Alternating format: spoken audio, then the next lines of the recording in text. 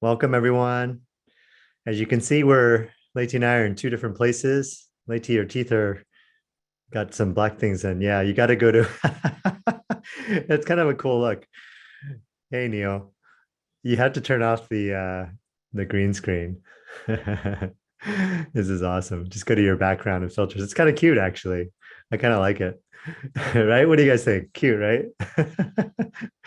All right, there you go. No. Yeah. Oh, there you go. You got it. Nice. Cool background too. How's everyone doing?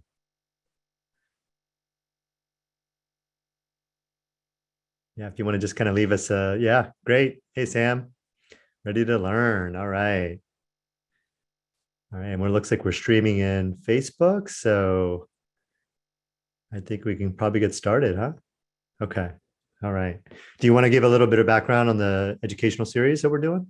Sure. Yeah. So, everyone, this is an educational series that we're doing 4 total weeks on short term rentals and just kind of starting out with our public Facebook groups and teaching you guys some stuff about short term rentals that will help you hopefully build your portfolios, real estate portfolios. I know a lot of you already own properties. Maybe you own long term rentals, maybe you own short term rentals. But ideally, the goal of this series is to really help you learn some more information so that you can be even more successful in building real estate portfolios. But to be clear, this is a new investor series. So, our goal really is to talk to the new investor, right? Because, the new investor has different challenges compared to people who are more experienced, who have properties. So some of these questions, for those who have properties maybe this feels it could feel basic, but just remember, the first time you were buying your first property or before you even started investing, how it felt to get started, right? And so that's kind of what we're trying to do, is kind of provide some knowledge, some confidence to dive in. And short-term rentals, as you guys know, is a great way to get started because it does give you that tax benefit, and you don't have to cut back in your work. Also, these properties can cash flow really well as long as you know what you're doing, right? And that's a really big if. And so last week we covered how to analyze deals. And for those of you who missed that, you can look in the Facebook group for we're talking about the semi-retired physicians Facebook group for for a link to that video, or if you want to check it out. And I don't know if Cameron can, if you can, or Amanda, if you can put a link in the group to that video, then people can check it out. But we spent a lot of time talking about how to analyze deals, did a brief presentation in the very beginning, and also walked you through a cash on cash calculator and how we analyze deals. And also, I think a big question that people have is, what is the criteria, right? What defines a good deal versus a bad deal? And what you learned last week is it's not just the cash on cash calculator. There's also something called forced appreciation that's really important to think about. That's actually how Leti and we've grown our wealth considerably and really quickly, is through forced appreciation. And for those who don't know what that is, really briefly, it's different from market appreciation, which is something you can't count on, right? Especially if we're looking at a recession coming up. If a recession happens, or when a recession happens, prices are expected to go down. And with forced appreciation, what you're doing is you are making the appreciation go up, and you're controlling it. You're not relying on market forces. You're actually controlling the appreciation. Yeah, and just as far as the structure of these sessions, what we're doing is we're doing some teaching initially, and then we'll answer some Q&A. And so feel free to chat with each other, but if you have questions, make sure you put it in the Q&A section, so we know that we can make time to get to them. All right, sounds good. So and let me just share my screen. Is that you, Leti? Hmm. Oh, Nope. sorry, check mine here. Sorry about the little background noise. Okay, it's definitely not mine. So I'm not quite sure where that's coming from. Okay, so here we go. And all right. All right, so today we're going to talk about choosing the right market for a vacation rental. And let's see here.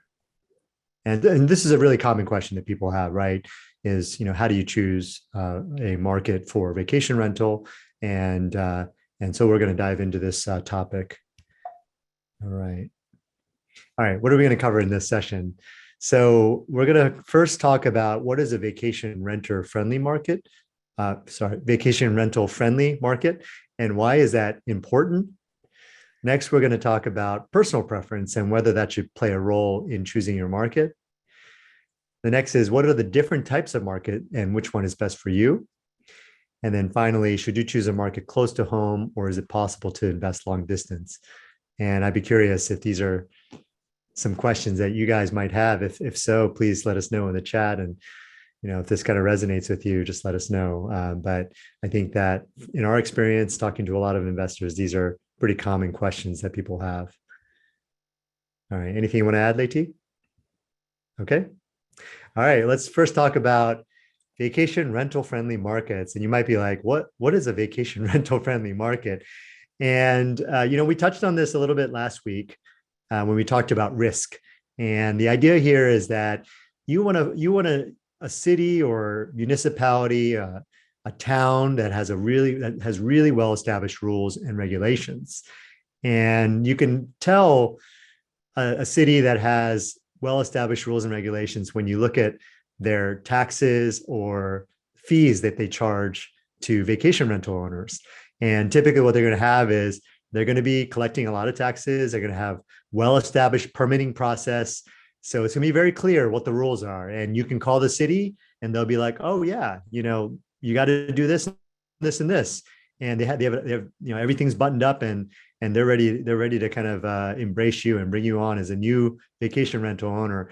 And that's what we call a vacation rental friendly market. And the reason is that it's very unlikely for them to ban short-term rentals like we've seen all across the country. And I think it's really going to accelerate. We're going to see a lot more markets start banning short-term rentals and vacation rentals, because there's so many people who live in these vacation spots, and they go there, they want a vacation, they want to relax, and they don't want people throwing parties. They don't want all these cars parked in front of their house.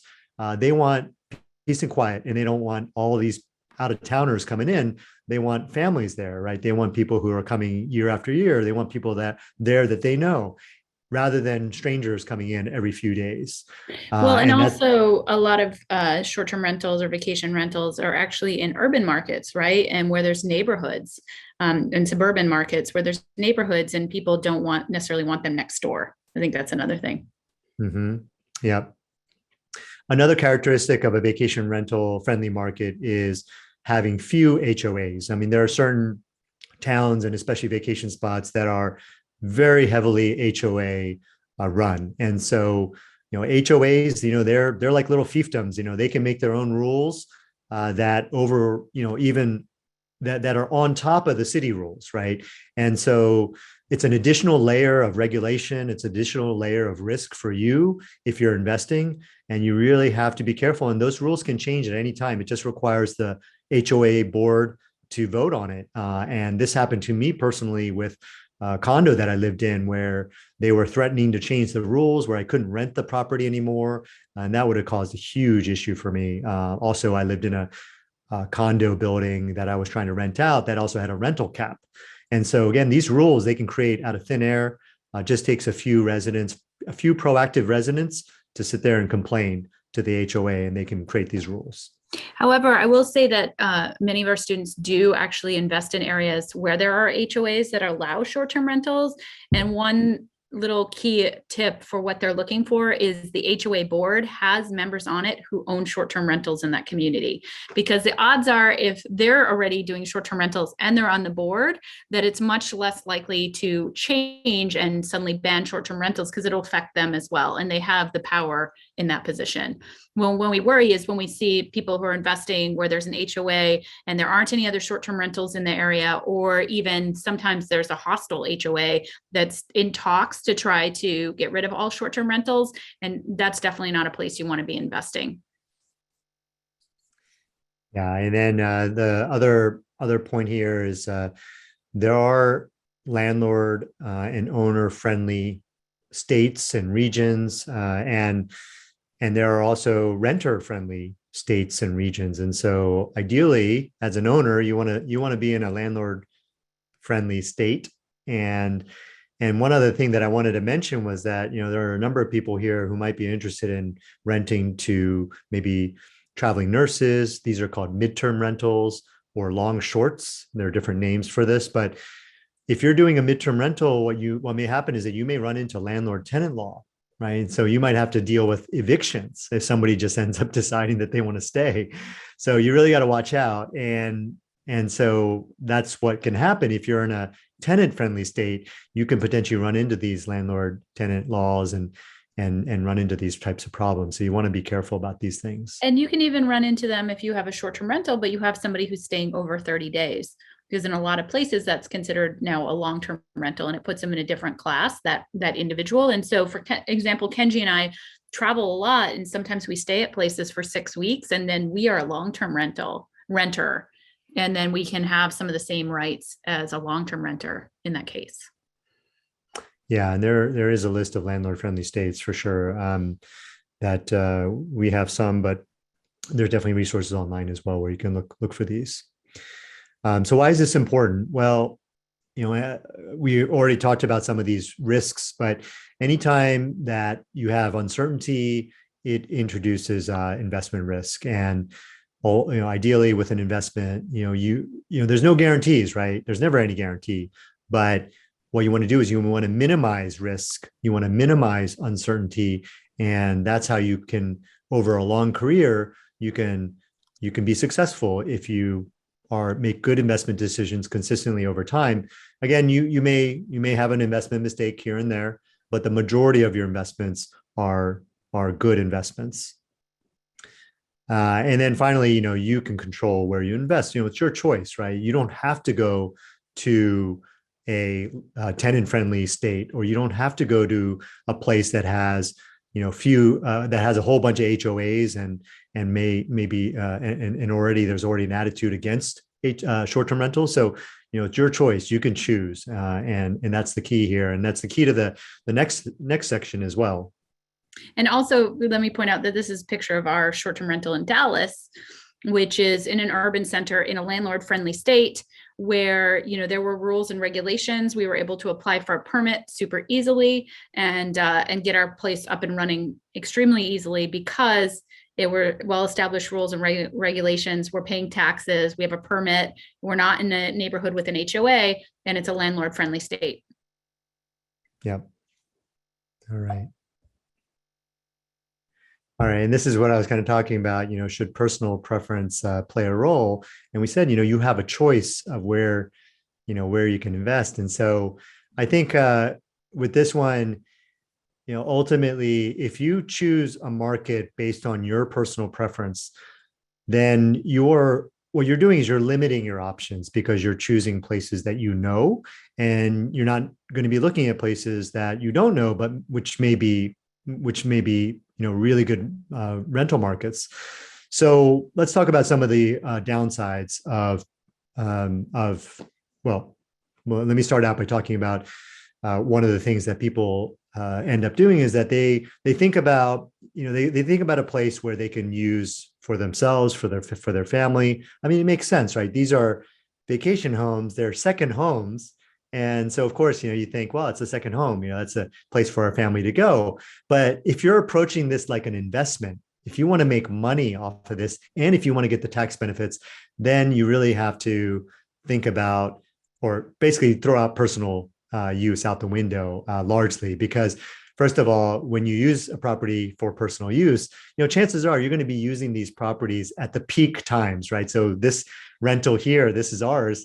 The best time to rent this thing is, either is in the summer when everybody's off, and the weather is beautiful and sunny and in Washington State, and that's when everyone wants to go. And chances are you're going to be off too during that time, and you're going to want to go use it during the summer.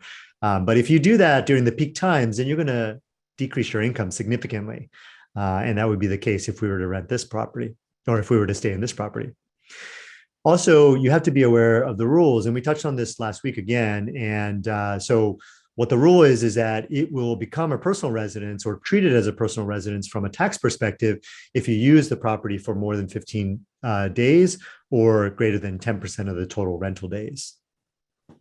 And that can decrease your tax benefits significantly. Mm-hmm. That's why it's so important. And that's really especially important the first year if you're claiming bonus depreciation and you're doing material participation, because you really don't want to eat away into those tax benefits that are massive. Yeah, yeah. So, in terms of personal preference, you do have an option here where you can have you can still rent a property for 14 days per year, not pay any taxes on that. It's called the master's rule. Or less than 10% of the days it's rented, 14 days or less than 10%. Yeah. And you don't even have to, you can make income for 14 days. You don't even have to report it. Also, in terms of personal preference, I think one of the other big downsides is that, if you have an attachment to a particular area, I already talked about how you're limiting your options. But the problem here is that you're making an emotional decision and you're not focused on maximizing your return on investment. And that really comes from being able to look broadly at all different types of markets, not just the markets that you know about. All right, well, let's now shift to talking about the different types of markets that are out there. And I'm not sure, this is more of a framework to help you think about different options that you have. And I find that this grouping to be really helpful. And so let me kind of break it down for you. And so if you're thinking about investing in a vacation rental, there are 4 broad categories in which you can invest. The first one is national vacation. And these are the places that everybody knows about in the US. People go to from all across the country, maybe even all around the world. So these are places like Orlando where people go to Disneyland, and they might be Florida Panhandle is also a really, really popular area. And so these are called national vacation rental spots. Some of the ski areas also national vacation rental spots. And these are typically highly competitive. There's going to be a lot of competition, a lot of other properties out there. And the other thing is that you're going to probably be able to charge premium pricing for these types of properties because people are coming from all over the world. Also, you may also have bookings all throughout the year because people are coming from all across the US and also internationally as well. But over time, with all the competition, if you get too much competition into the market, it can be kind of too filled, right? And the prices could go down. So I think that we're earlier on in the short-term rental trends. The last 5 years have really shown an explosion, and especially the last 2 years in short-term rentals. And, in 4 or 5 years, with more people getting into it, you might find situations where those national vacation places, the prices start to fall because of competition too. Yeah, for sure. No, and that's a great point. If you don't stay ahead of the curve, if your property does not stand out, again, remember, all these properties are going to start looking all the same, and you want your property to look like this one on the right here. You want it to really stand out. You want that wow factor. And if it doesn't have that wow factor, then you better kind of think twice about investing in a national vacation area, because that competition is coming if it's not already there. Yeah, and Peter Drucker, right? His quote is all business is about innovation and marketing. And I think one of the keys is, especially if you're in more of these competitive markets, you need to be innovating and you need to be marketing better than everyone else to make yourself stand out, like Kenji was talking about, and thinking about how to constantly improve income and decrease expenses. Yeah. The next one is next category is regional vacation. And so just like it sounds, this is more as opposed to national, like Orlando. This is going to be your kind of like Poconos for people from Philadelphia or New Jersey. They're going to drive to the Poconos. That's a regional vacation area. It may not be nationally known.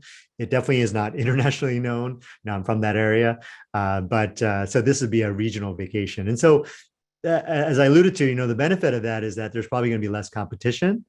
You're going to be able to stand out a little easier, maybe. But on the flip side, you may not be able to charge that premium pricing, and you may not be booked throughout the year. These regional vacation areas tend to be very seasonal. And so that's something you have to think about. I can think of also places in Michigan, very, very seasonal up there in terms of the vacation rental spots around the lakes. And for those seasonal rentals, you also really need to think about what time of the year you're buying and like whether or not you're going to need to have 6 months of reserve because you're going into low season and you're not going to be able to get that cash flow until later on. And so just kind of factoring that into your initial cash and cash calculator and making sure you have the reserves that first year. Just a real pause. I know a number of people are joining a little bit late. So if you have questions throughout this brief presentation, please type them into the Q&A box, not in the chat box. And we'll, after this brief presentation, we'll jump into the Q&A section. Now, I also want to point out, when you're thinking about your cash and cash calculator with those regional vacation ones, the property you just looked at a couple slides ago, our short-term rental in the mountains of Washington has that kind of high peak June, July, August, but has another one in the winter season in January, February, March, where there's skiing. And that's ideal rather than a place that only has one season because your cash and cash is going to probably work better in that regional vacation area if you have multiple seasons where people are coming. Mm-hmm. Yep. All right. The next category is city metro. And this is exactly what it sounds like. This is in a just a bigger city. It could be a smaller city, but ultimately there's a lot of stuff going on, right? A lot of options, a lot of different types of guests. And so I wanted to introduce this notion of the different types of guests you can get. And if you think about it, national vacation and regional vacation, you're just catering to one type of guest. And actually, if you really kind of break it down, there are about 9 different types of guests that you can go after. And you would probably see all those types in the city metro area. They may be people going to travel for medical reasons. Some people may be traveling for business. Some people may be traveling for an event like a convention or a concert. And so city metro really attracts a lot of different types of guests. Also, there's a lot less seasonality in city metro. But like national vacation, these city metros tend to have a lot of competition, and you really need to stand out. And then also, I think the other thing about in addition to the in addition to the competition. Sorry, I lost my train of thought. Maybe you can help me. What was I going to say? I don't know. You were talking about the 9 types of guests in city metro, and seasonality, which is I think another benefit. And then we're doing things with our Dallas short-term rental, which I did not imagine. Which is there's somebody filming a Showtime documentary in there, right? And we're getting people asking to host parties there, and we're looking into getting people to do movies there, like that kind of stuff, or photo shoots, that kind of stuff. I think the city metro area allows, especially if you have a more of a luxury short-term rental, you might not get as many options with that in a smaller area. Yeah, I remember what I was going to say was about regulation is that, it can be really variable. There can be some city metro areas with a lot of regulation versus others that are very, very owner friendly, landlord friendly, right? And this is where the landlord friendly cities and states really come into play. So you really want to watch out for that.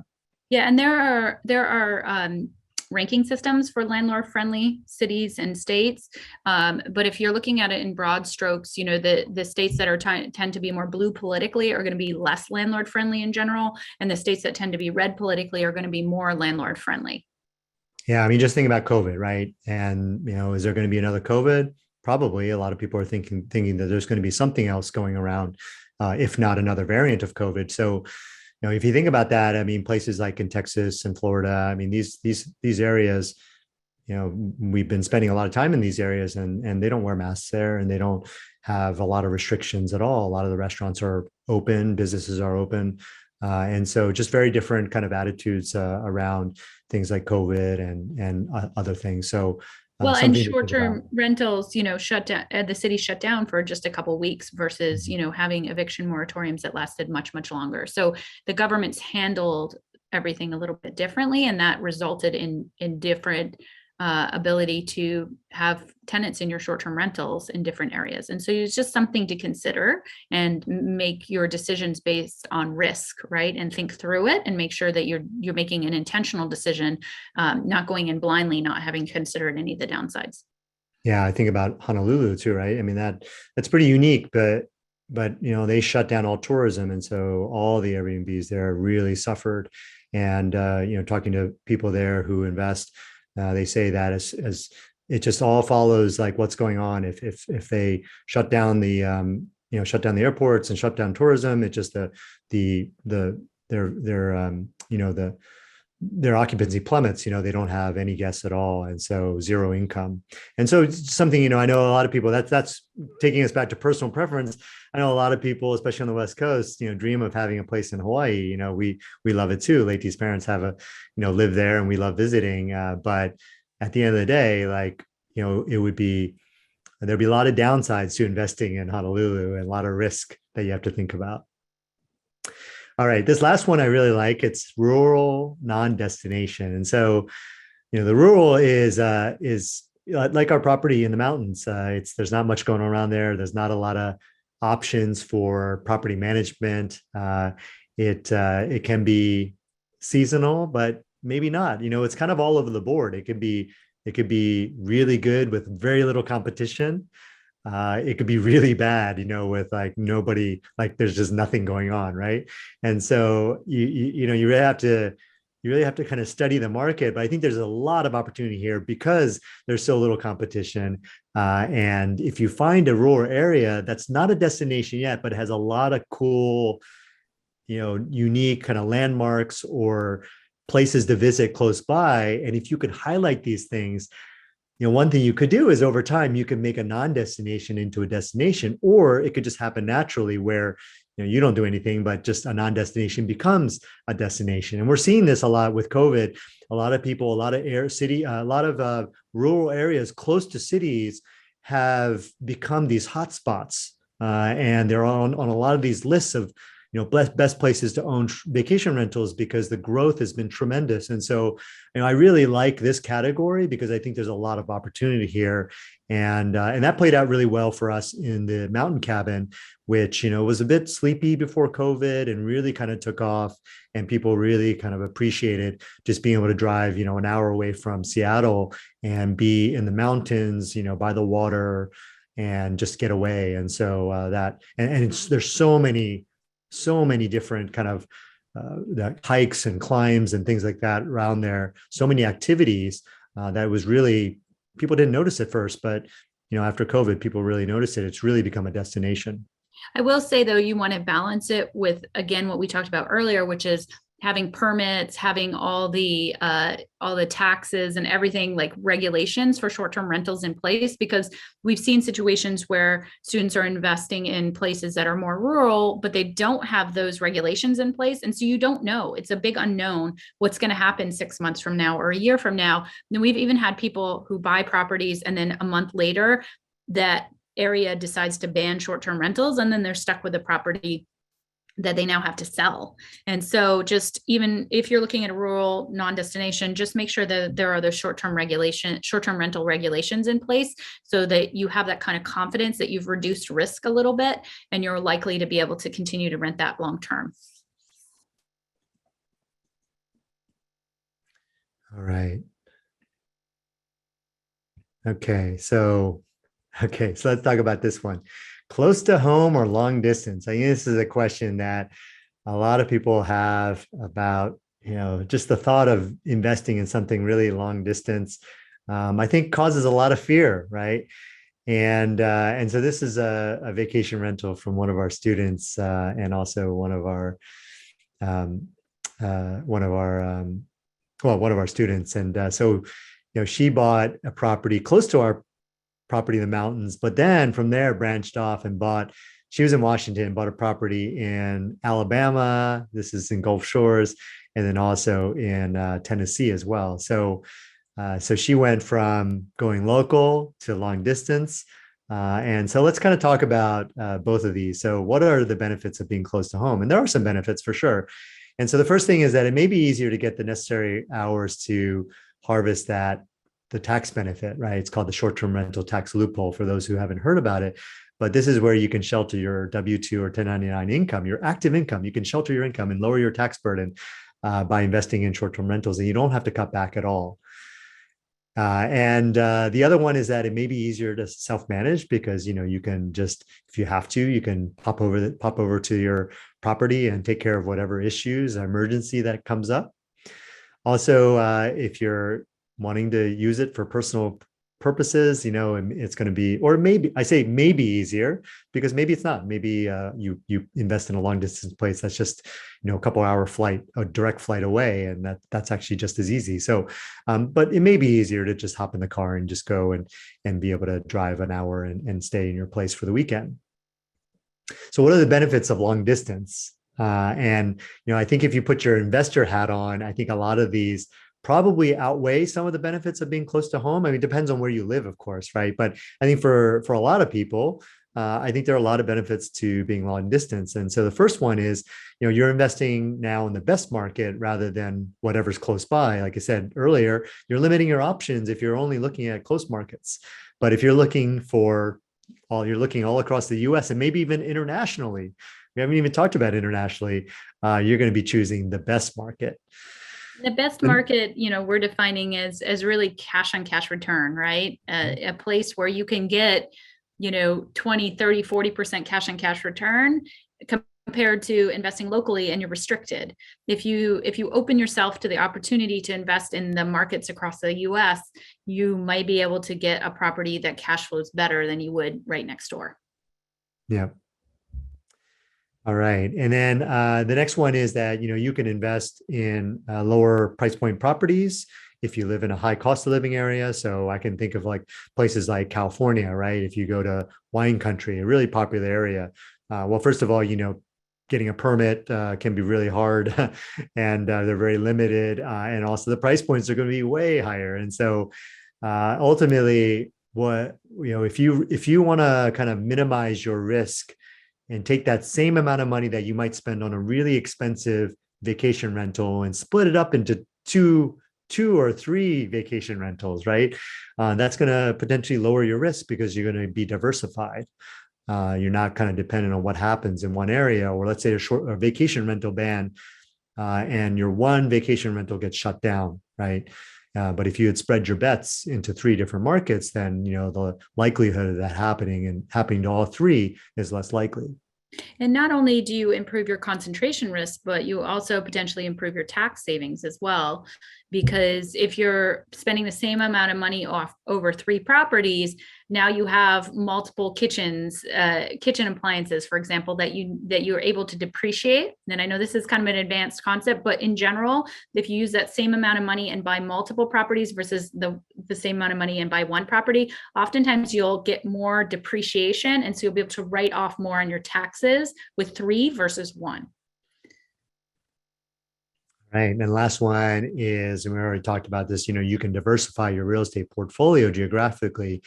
Just think about, I know for a lot of you who are just getting started, you're thinking about your first property, but, just for a second, think about 5 years from now or 10 years from now, right?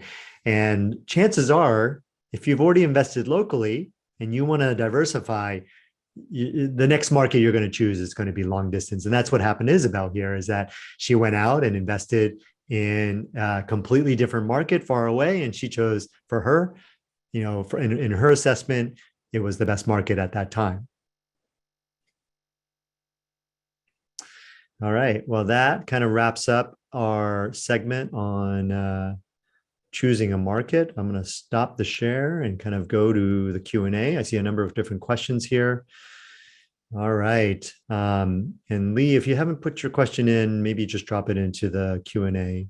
All right. So Vernon, how do you choose furniture and set up delivery when you live far from your vacation rental?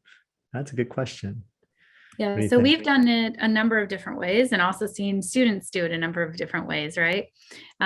So personally, how we've done it is we had one short-term rental that was about an hour away from us. And we would go up and we would do furniture deliveries and schedule them on our days off. And then we also had some furniture that was very delayed, and our property manager actually got the furniture, was able to be there when they were delivered and put it in. In our Dallas short-term rental, we actually decided to pay somebody to completely furnish and set up the rental, which, actually didn't cost, I don't think, that much more, honestly, because they had a bunch of discounts and relationships with other vendors in the area for the furniture. So we were really pleased with the amount of money we spent, and she set up all of it. Now, that in that case, we weren't going for the 100 hours and more than anyone else. So it wasn't a big deal to us to have somebody else do the work. But for a lot of our students, they're aiming to get the short-term rental tax loophole. And so one way that they're going to get a lot of the 100 hours is to be choosing the furnishings and building the furniture to make sure they're getting those hours. And so it's not the best fit for everyone.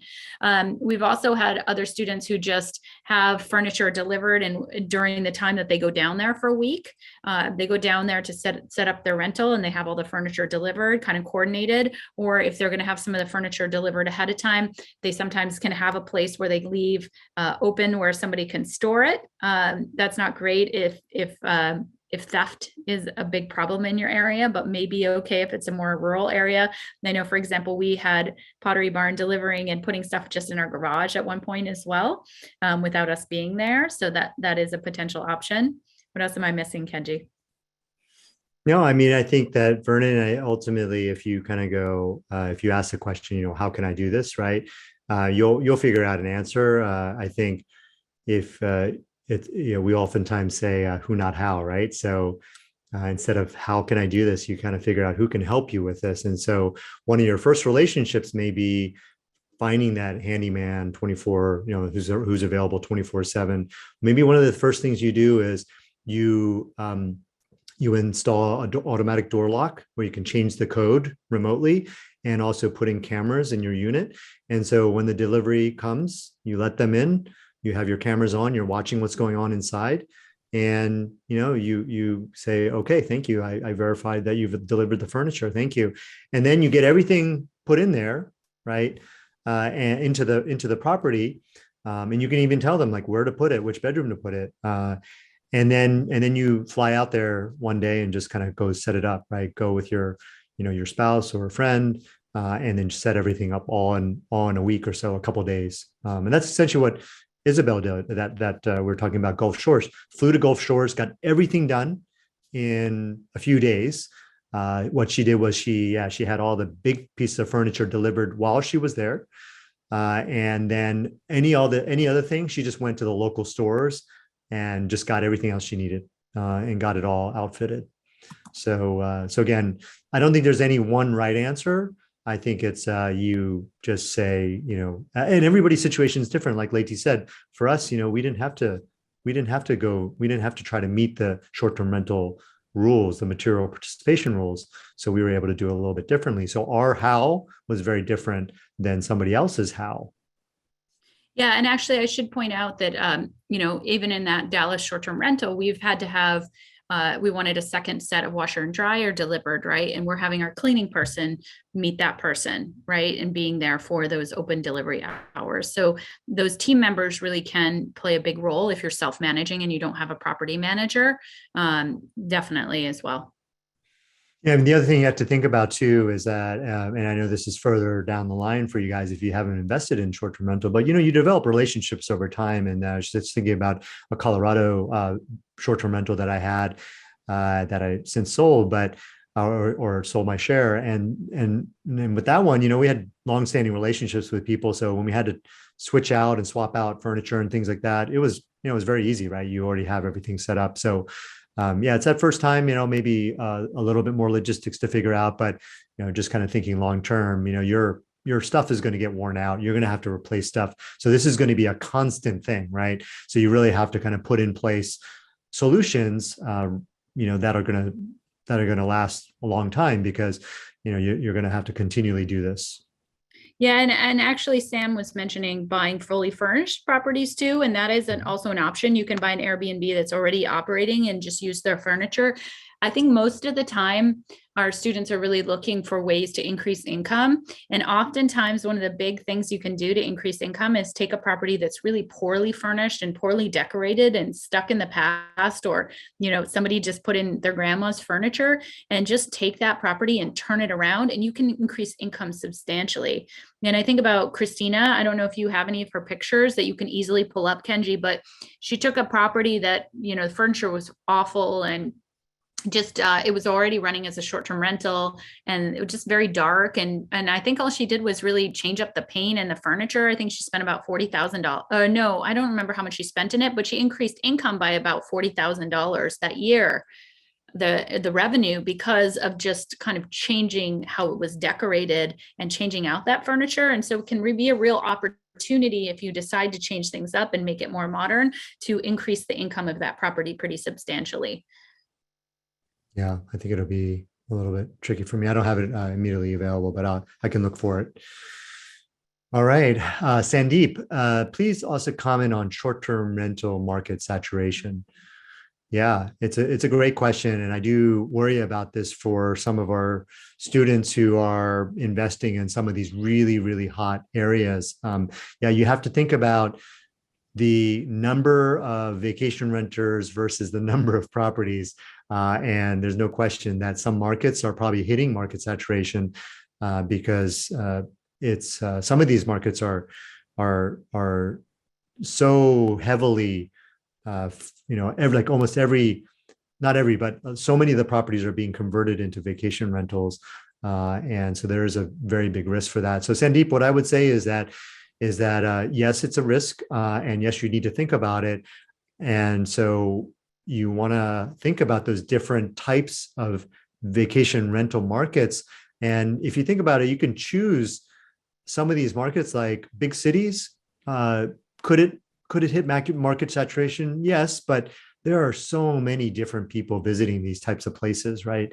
And so it seems to me it's going to be able to absorb more vacation rentals. A city like Dallas, for example, with, first of all, just a huge influx of people over time, but also just lots of visitors, and for so many different reasons. So those are some things you want to think about. Yeah, and I would also address it a little bit differently and talk about the difference that makes a difference. And so this is a concept that I've learned pretty acutely in my mastermind that I'm in. I'm actually in Austin because I'm in a mastermind for the next couple of days. And my mentor really talks about what's the difference that makes the difference. So what would make your property stand out compared to every other property in the area? So even if there's, so many other competitors, you're not a competitor because you're different. And so when we set up our cabin in the Washington forest, one of the things we did was we decided to make it more a modern farmhouse indoors, and it's all white and kind of just beautiful textured furniture. And it's very different than a lot of the other properties that are all cabins. And so it stands out, and it's a difference that makes the difference. I think when I think through the Dallas rental, what we did was we looked at the market, and a lot of the houses are renting for, $200, $300 a night in that area. And they all look kind of the same. And what we did was we're putting in a pool, and we made ours a luxury. I mean, our property is a luxury rental, right? And so that's why it stands out. And it's absolutely beautiful. And so it's not competing with the $200 a night places. It's $700, $800 a night. Is a 4-bedroom in the same neighborhood as the places renting for $200 a night that are 4-bedroom. But we're competing in a totally different space because we're competing in the high-end luxury rental space. And that was purposeful. And so putting that in that pool is going to make the difference that makes the difference, on top of already we only have a couple competitors in our area who have 4 bedrooms or high-end luxury. And so even in a saturated market, if you can find a way to stand apart in your marketing and you're innovating with different ideas, then that's going to make you not even be competing with the other people. So I would look for those kind of spaces. So this is Christina's short-term rental. And this is what it looked like before that I was telling you. It felt like, somebody put in just regular kind of drab, dark furniture. This was an actual rental. Yeah, this was being rented like this. And so you ready for the after? There we go. And this increased her cash flow, or not her cash flow, her revenue by $40,000 a year, just this change, right? Mm-hmm. Yeah. So like from was it 45,000 to over almost six figures or so? I think it was Yeah. over six figures, actually. I think it might have been more than that. So same property, right? Just better marketing, stand out. So Yeah, there were some other unique things she did with marketing as well. But you can see that just the appearance part, just changing it. She's not competing with the rentals anymore that previous person was competing with. So she put mhm. herself in a totally different space. Yeah, I like that. Yeah, good answering that from two different perspectives. Okay, Sergey, I'm interested in short-term rental in Miami, but still learning about the market, identifying possible pitfalls. Any comments or advice is greatly appreciated. Yeah, so I think building on what I was saying, a place like Miami, a lot of visitors, a lot of big city people, a lot of different reasons people would go there, and so yeah, I think it can be really good market. It's also probably not going to be less seasonal. There's going to be people coming in and out of town all throughout the year, so you don't have to deal with seasonality. Competition wise, probably easier to stand out just because there's going to be a huge variety of properties in different areas, and so your property in your area may be unique, right? I mean, there are little things you can do within the micro pockets of those area of each of these markets, these big cities where you if you find an area, you want to look at what's around there, right? Maybe not what's 10 miles away, but kind of what's in the 1 mile radius in that area. How many four bedrooms are there with a pool, for example, right? So you want to kind of think about those things that make your property stand out, and maybe that's a theme here. We're talking about making your property stand out. So that's kind of what I would think about when I'm thinking about a place like Miami. I would also think about appealing to different types of renters.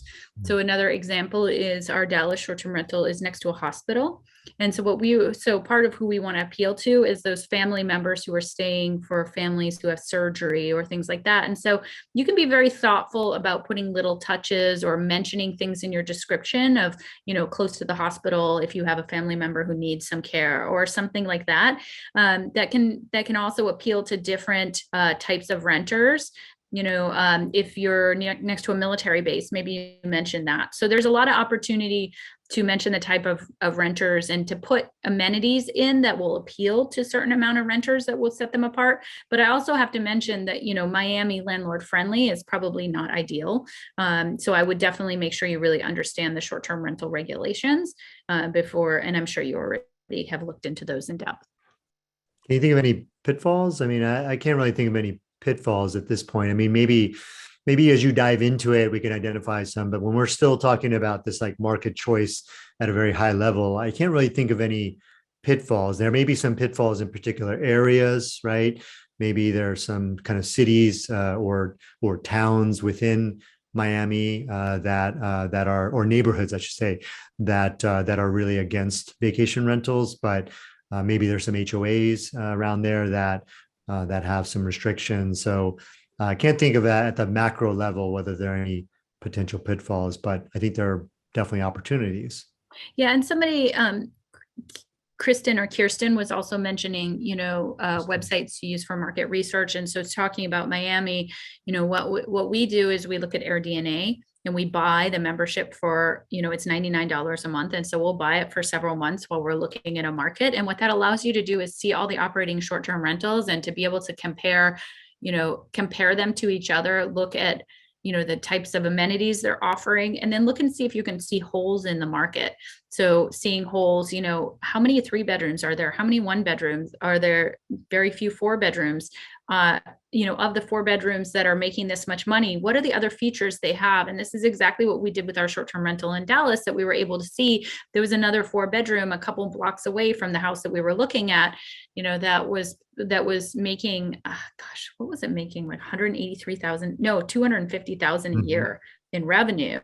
And we could see it has a pool and it has this feel like, oh, let's add a pool. And then we were able to talk to the property manager and find out, yeah, this is going to add this much in income, if you add a pool. And so we were able to do that initial market research on AirDNA. And then other websites we're looking at, we're looking at Redfin and we're looking at Zillow to look for properties as well. And then we're looking at Airbnb and VRBO, and we're looking at in those as well to look at what's being offered, at what rate they're being offered, and what are their amenities and feel as well. Yeah, there's a kind of a multi-pronged approach. There's data, but you also want to talk to a lot of people too, right? So you want to talk to agents, you want to talk to property managers, you want to talk to contractors, handyman, right? Just kind of just triangulate and learn as much as you can about your market. Okay, Neil, can you comment on duplexes that can function as long-term rental or short-term rental? Are they hard to find? How do you pick them out? I don't necessarily think that they're hard to find. I mean, not all duplexes would work great as a vacation rental just because of the neighborhoods they're in, but there are plenty of duplexes that are, let's say, close to hospitals or close to schools that can function as both a long-term rental and a short-term rental. Again, you gotta think about different types of guests. I think that when people think of a vacation rental, right, they think of a place where you go vacation. So that's why a lot of times we use the term short-term rental because it just has a different image, right? It's not a vacation spot, and so.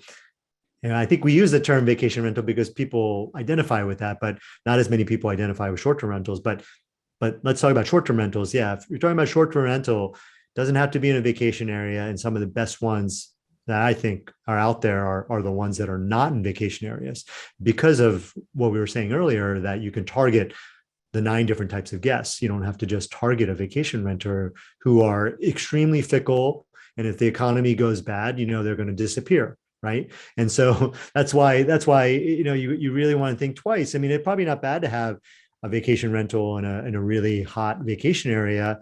But you want to probably have a diversified portfolio with short-term rentals in different areas that are not going to just die on the vine when the economy shuts down. Right. So something you want to think about. So Neil, yeah, if you just kind of shift your mindset and think about these places as renting to, people going to the hospital or people like close to a military base, close to a convention center or a concert hall. I mean, convention center, concert halls, event centers, a lot of these things are not in the best areas, but they are great for drawing and attracting crowds. I can think of like if somebody was asking, are we in the Seattle area? Well, we're not in the Seattle area right now. We were in the Seattle area. We're in Puerto Rico. But when we were in the Seattle area, there was something called the Puyallup Fair. And that kind of area isn't great. There are probably plenty of duplexes around there, and it's not a vacation spot, but man, that fairground attracts a lot of events all throughout the year. And so that could be a really good short-term rental spot.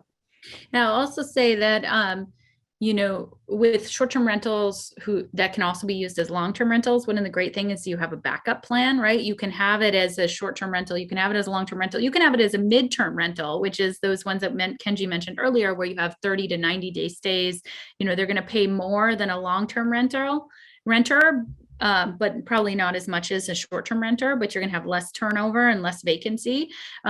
So you have a kind of opportunity to have a backup plan. If things do go south and short-term rentals get banned, you can use it as a midterm rental or a long-term rental and not, kind of be in a situation where you have to sell because now you don't have you have a cash flowing negative property. If you find a property that you're, going to rehab, it's a duplex and you're thinking you're going to use it in a short-term rental, you may make different rehab choices if it's a short-term rental versus a long-term rental, just to have a different feel, a little bit more of a luxury feel for those short-term renter guests.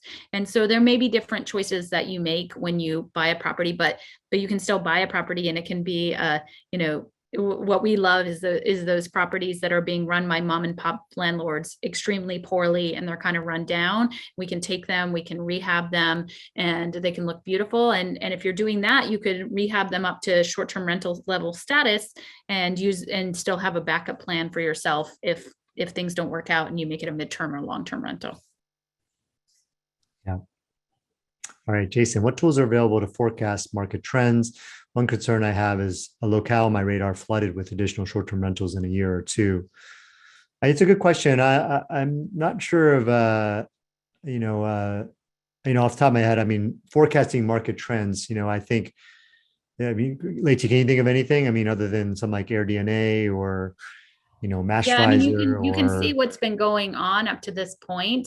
You can see the historically, yeah. places, yeah, you can see the places that, you can look at AirDNA, you can see that there are a lot of rentals in that area, and you can say, okay, well, I know they're still giving permits willy-nilly. So, probably given there's already a lot, there will continue to be a lot. If you have a place like Napa Valley, for example, that they only give it out a limited number of permits and they're done giving out new ones and you have to buy in, the sense is probably there's not going to be any increase in competition over time.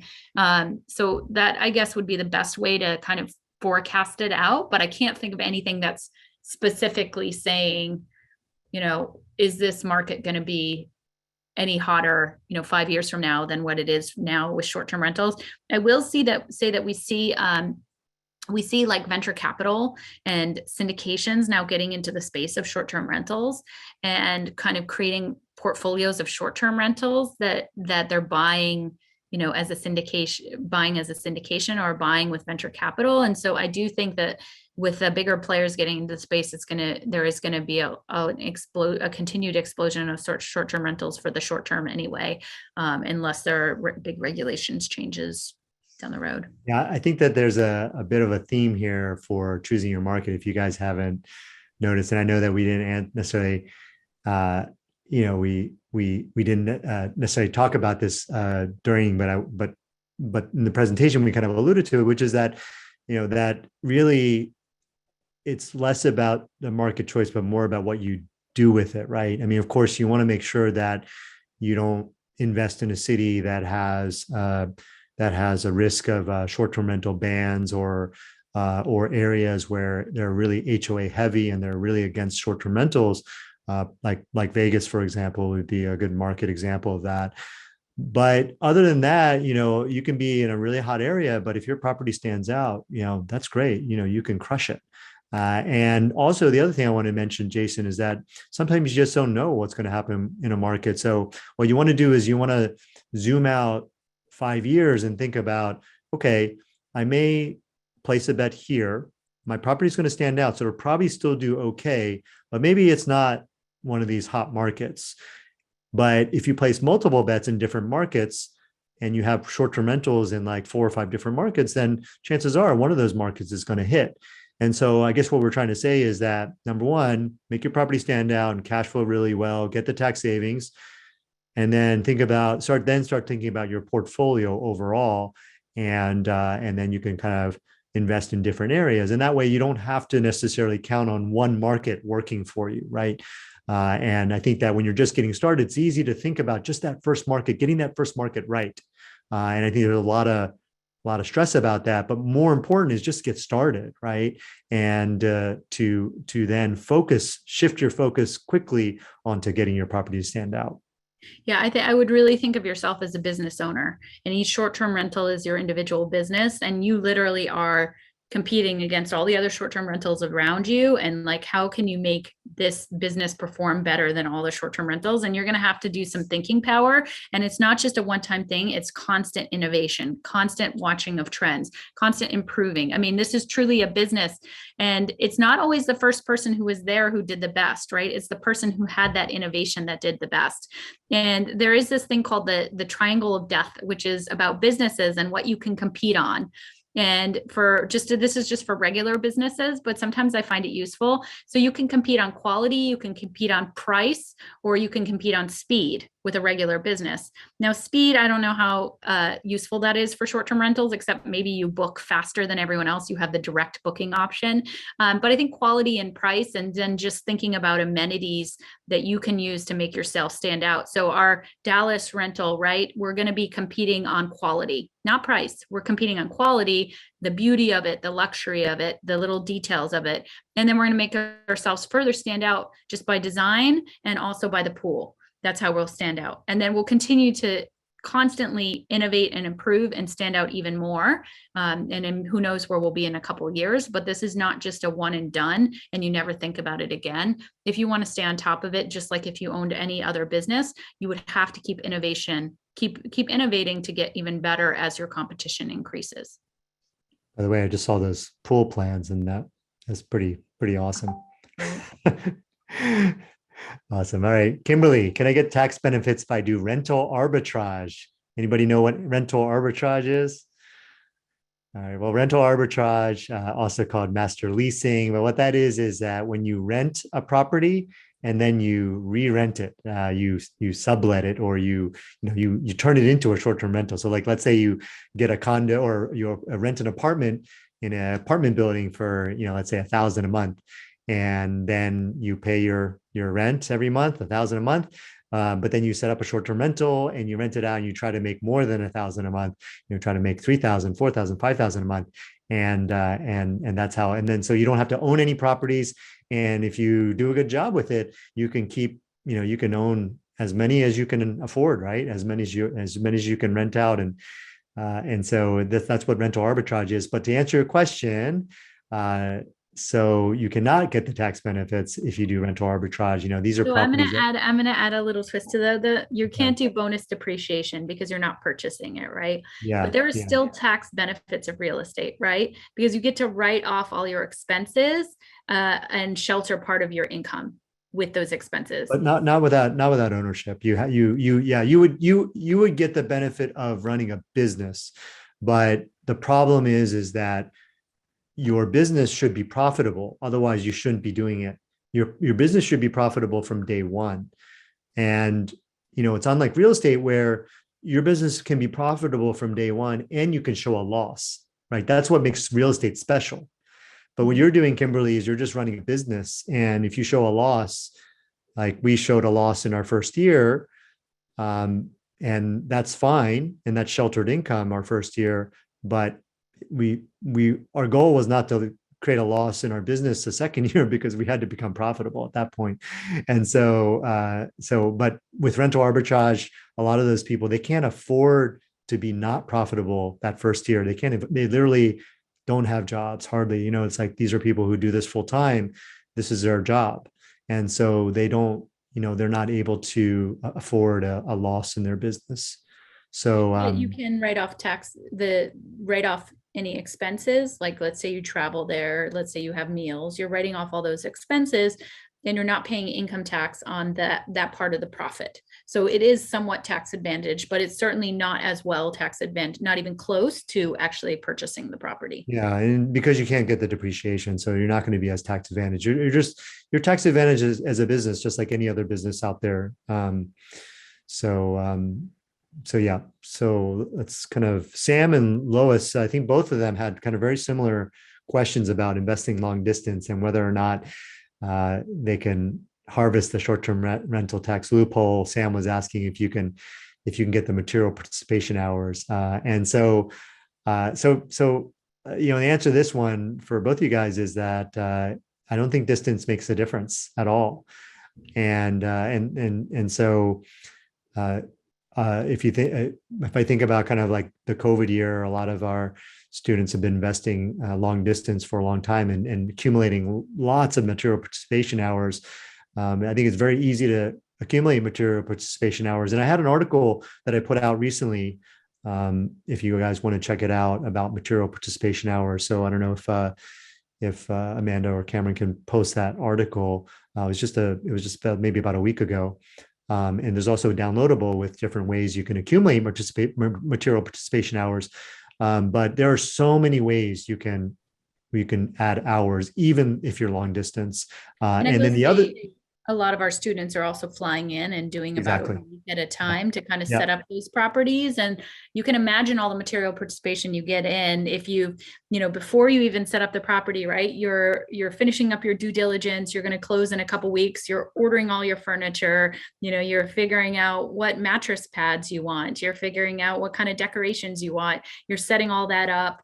And then you fly in for a week and you're building furniture and you're maybe setting up that whole place, setting up maybe a property manager for later, meeting with your agent, there's so many activities you can be doing. You could be going and looking at other properties, although that's not material participation, that's just extra hours.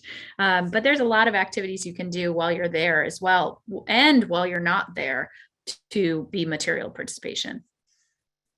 Yeah. And I mean, just think if you go for a week and you spend 12 to 15 hours a day, that could be over 100 hours, right? Just right there. Well, what's so funny?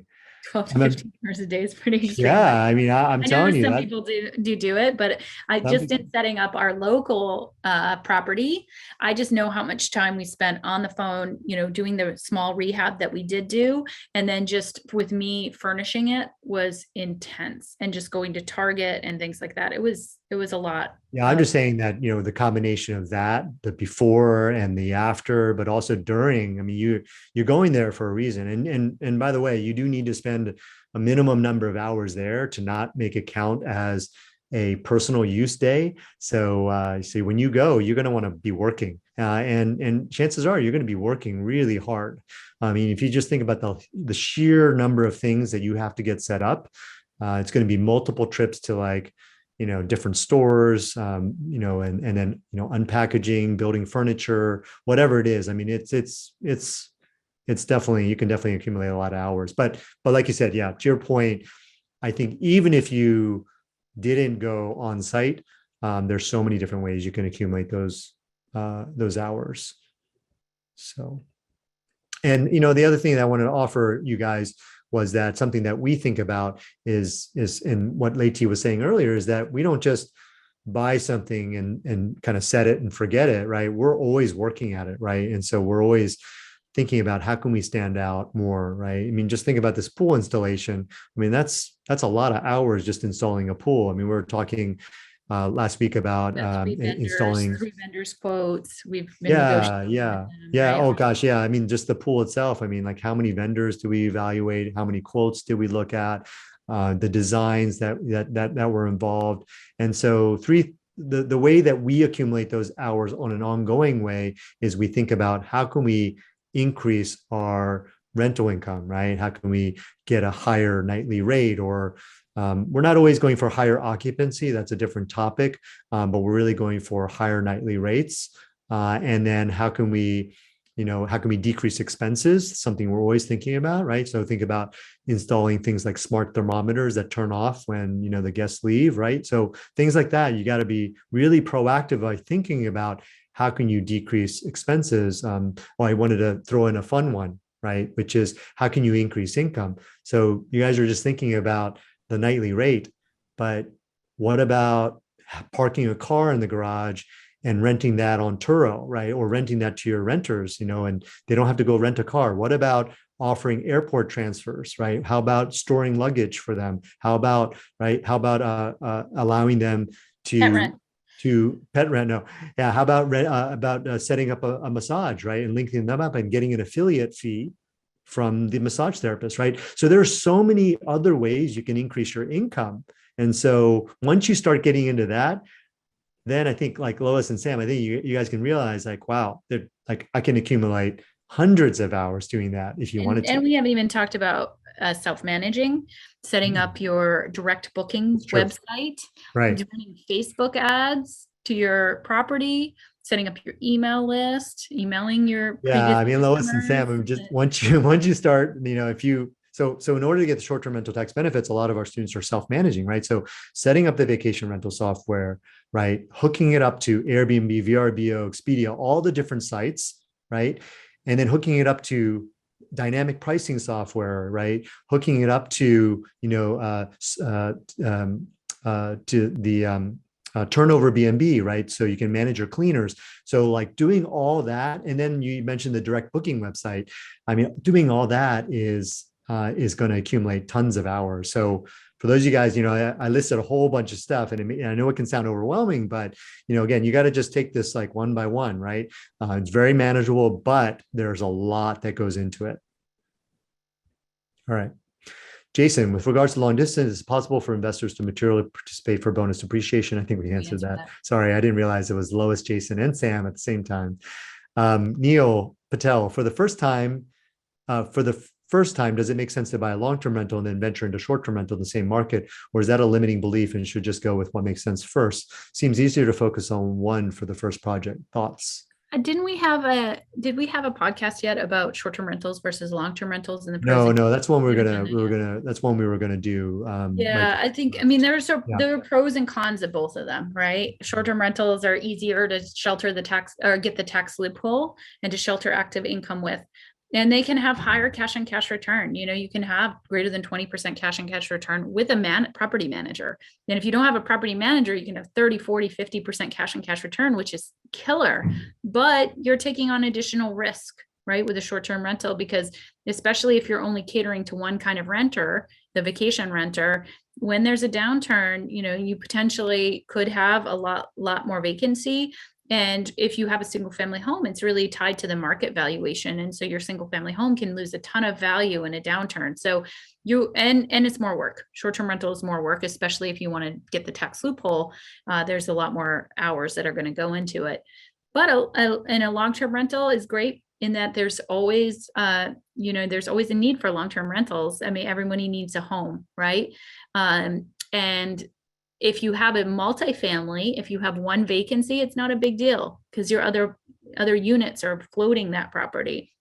And it's a lot less work because property managers are cheaper. You could give it to a property manager, or if you self-manage, you have tenants who stay an entire year. So it's less work. And it's also less risk, not only because you have less tenant turnover. And so insurance, less likely that you're going to be sued if you have a lot less tenant turnover, but also multifamilies tend to be more tied with the amount of money that they bring in because you're selling to another investor who wants that cash flow. And so it's not necessarily going to go down as fast if there's a downturn, or it may not go down at all. It may actually the valuation may increase with a downturn because now all of a sudden people are losing their homes and wanting to move into your multifamily. And so you have a lot more renters who want to stay there. But the downside of a long-term rental is you're not going to have the cash on cash return in general as a short-term rental. So there are upsides and downsides of both, and you can start with either.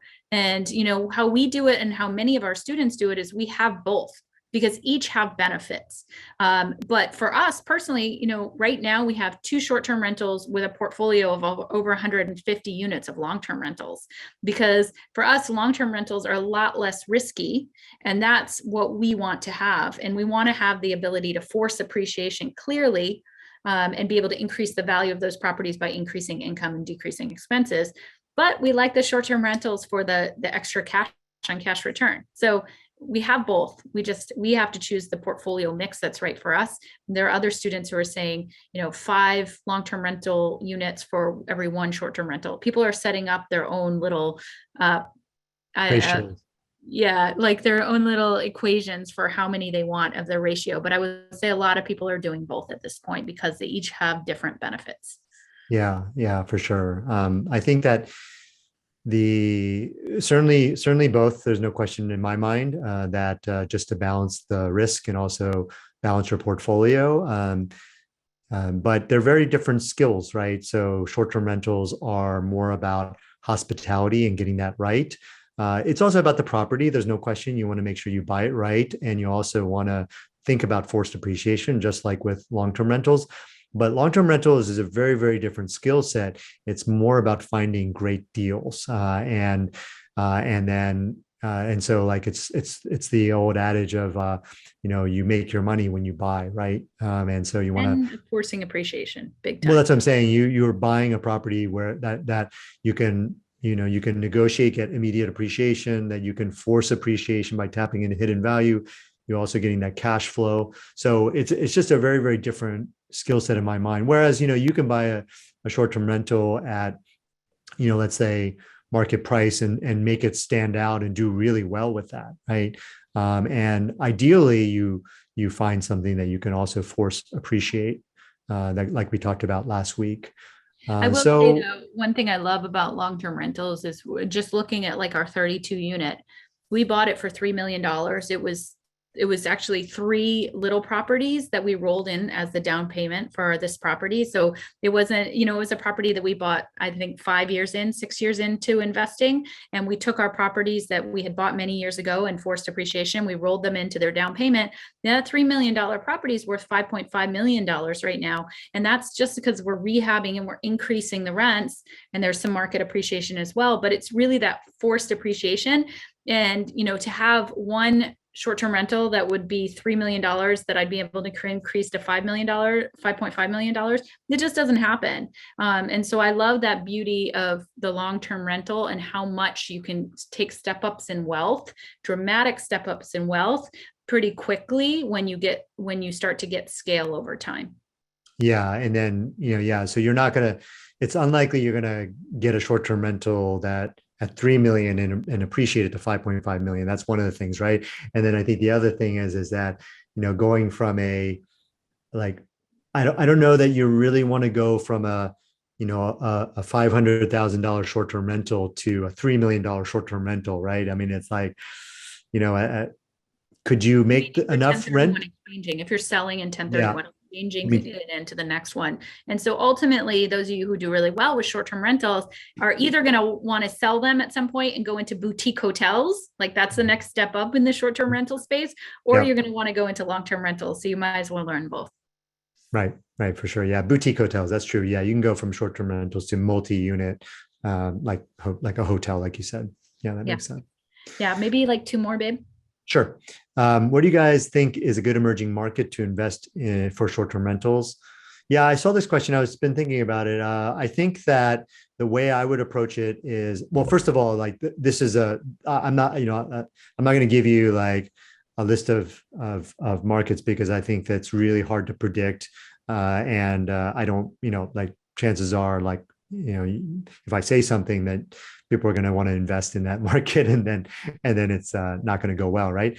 But I think the way I would approach this is think about kind of growing cities that are, that are large and growing, like things like places like Austin, right? Just exploding, right? In terms of population, people going there, flying from California, and so many businesses going there. That's where Leti is right now, right? In Austin. And for good reason. It's a great area, a great market. So think about kind of the areas around Austin, and what are some kind of the emerging areas there, right? And so Hill Country would be an example of an area that's really kind of taking off. Maybe it's already kind of past that point, but there are a lot of kind of like areas with lakes and things like that are not saturated yet. And so, just want to kind of think about it from that perspective, and then look at some of the data in AirDNA and kind of see what's going on in those markets. So I think it's going to take a little bit of research. I think this is a little bit of this kind of like guessing game of wanting to pick that, wanting to pick that winner, right? And that's what we were saying earlier is that, instead of worrying so much about picking a winner for your first property, right? Think about it in terms of a portfolio over time, and you're going to be investing in multiple different markets. Yeah, I think, again, just with like Dallas, it's just been hot for a long time. We were able to find a niche that would make it work. And so I think in most markets also, if you're able to think of a niche or you're able to see a hole in the market, you can make it work in a lot of different markets that maybe you wouldn't initially think of. And then if you really have no idea where to start, you might consider going to Airbnb and looking at their list of the most popular short-term rental markets that are kind of large versus medium versus small. And you might get some ideas from that as well. But a lot of those are vacation rental areas. They're not urban centers. And you might choose to do an urban center just because of the ability to cater to those 9 different types of guests and reduce your risk too. Mm-hmm. I personally like the rural non-destination areas. And of course, there's some risk there, but if you can pick an area that has a lot of kind of natural landmarks or history or some kind of draw or attraction that hasn't quite caught on yet, I think that could be a really good area also with few competition. So you want to kind of look at that as well. I think those could be pretty exciting. But then again, that's because, there's, what I would do is I would, write some articles and kind of really kind of try to share and get traffic and interest and generate that kind of make it into a destination. I love that idea because then you can be really ahead of a trend. And there's a podcast we did an interview with Will Slickers, right, on Destinaire. Destinationaire, yeah. Be a destinationaire, which is creating. So Amanda, if you could find that in Doctors Building Wealth podcast with Will Slickers, that would be a great one to put in there. Any restrictions of putting security cameras outside or inside? Definitely you don't want them inside. If you do have them inside, well, both outside and inside, you have to put it in the listing. You can put them outside, but you want to, it's like more in the door area. But if you're kind of, you definitely don't want one in the hot tub area or like some of the kind of the gathering areas. It's risky. I mean, I think on the outside, as long as you're kind of like, very open and kind of put it in your listing and let them know and be very clear. We had one in the inside one time, and they were very clear about unplugging it. But it was again, I think that they had an obvious reason for it, which we were talking about earlier. You might have a reason why you want one in the inside, but having one on the inside, I think you want to make sure that the guest really knows, because that could be bad if they didn't unplug that camera and they left it on and then they just didn't read the listing. I don't know that I would necessarily want to take that risk. Okay. And then last one, why is buying 3 properties over 1 property in a similar price range beneficial for taxes? So there is a how to calculate bonus depreciation article that I wrote. Amanda, if you can find that, it really talks about how you can estimate how much bonus depreciation you're going to get from the property. And then it talks about why multifamily usually gives you a larger percentage than single family homes. And then also about properties where the price of the land is more expensive, that you're proportionally going to probably get less of the purchase price in bonus depreciation. And so if you take a look at that one, it'll answer your question. Is that the question though? They're not saying a triplex over 1 property, right? Or are they saying? No, they're talking about 3 individual properties for the same price versus 1 for the same price. And it's just because there's more structural components in those 3 properties that you can depreciate versus just a 1 property of the same price. Oh, okay. I was thinking this was about when we were saying that spreading your bets over, like I would rather have 3 properties in 3 different markets compared to 1 property. I thought that's what this was about, but that makes sense. Is this something you said earlier about having 3 kitchens and 3 bathrooms and stuff like that? Okay. Or multiple bathrooms. Okay. Sounds good. And then, so what I'll do is I'll put, I'm going to copy these questions and then I'm going to answer these questions below the video in the Semi-Retired Physicians Facebook group. So please, let me just copy this real quick. So please check there. Some people put in their Amanda, can you please put those links for semi-retired physicians and semi-retired professionals in there? And then for those of you who want to learn more about short-term rentals, definitely get on our wait list for a short-term rental course called Accelerating Wealth. And then Amanda, can you put that listing there as well? Yeah, but I'm glancing these questions, good questions here. And I'll answer these. So for those who put in their questions anonymously, obviously I'm not going to be able to tag you, but for the others who put in their names, if I can find you, I will tag you. Some of these don't have last names, so I'm not going to be able to necessarily identify you. But if you're listening to this, again, make sure you go to Semi-Retired Physicians and join, and I'll answer these questions. Okay, well, great. So we'll be doing this again next week. Is that right? So. So different topic. We'll just keep an eye out for the email for the topic, and then we'll do something similar with a little brief presentation, and then we'll answer your questions. Okay, thank you everyone for joining us. Okay, thank you. Yeah, have a good night. Good night, Neil. Yeah. We'll see you guys next week. Okay, take care, everyone.